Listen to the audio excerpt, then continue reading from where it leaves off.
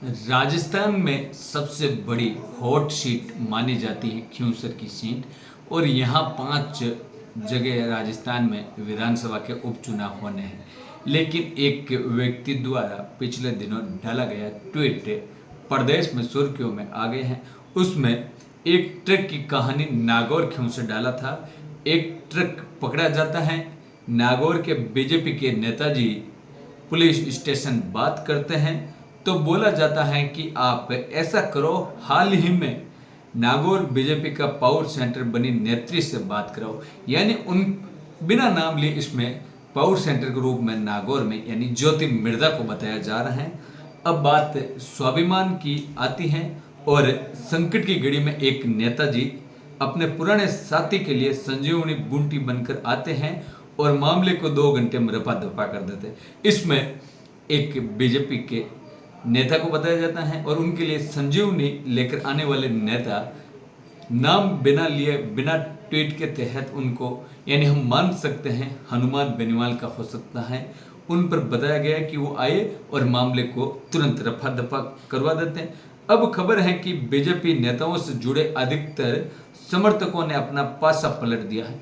जो बीजेपी के समर्थक थे वो हनुमान बेनीवाल के साथ आने लगे हैं। देखने वाली ये होगा कि उपचुनाव में नेताजी किस स्टैंड से डांस करते हैं।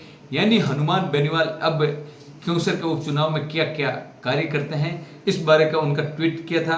उसके बाद तुरंत इस मामले में ज्योति मिर्धा वापस उसी ट्वीट पर जवाब देती हैं, बोलती हैं कल आपके ट्वीट के माध्यम से खिंवसर नागौर के एक प्रकरण का मुझे उल्लेख किया गया, जिसमें मैं आपको स्पष्ट कह देना चाहूंगी कि संजीवनी वाले नेताजी के कहने पर ना किसी कार्रवाई को रप्पा दप्पा किया गया। यानी उन्होंने कहा कि जो नागौर के खिंवसर पुलिस का मामला था उसमें किसी भी तरीके का कुछ भी नहीं हुआ है, कार्रवाई को कोई रप्पा दप्पा नहीं किया गया, अपितु ये बल्कि किसी भी मामले में कोताही बरती जाएगी, ना लंबित किया जाएगा। एट द रेट उन्होंने नागौर पुलिस द्वारा ट्रक चालक को गिरफ्तार कर ट्रक को हिरासत में लेकर अग्रिम कार्रवाई हेतु अनुसंधान शुरू कर दिया गया। इस तरीके का ज्योति मिर्धा ने भी ट्वीट में जवाब दिया।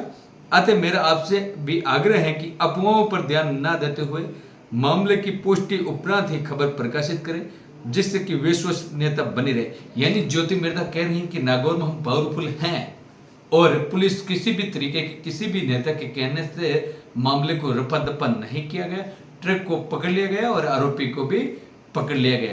ऐसे में ये प्रदेश में अब दोनों के ट्वीट सुर्खियों में हो रहे हैं। इनमें संजीवनी वाले नेताजी बताए जाते हैं, लेकिन ना तो इसमें हनुमान बेनीवाल का नाम लिया जाता, ना ही किसी बीजेपी के नेता का नाम लिया जाता है।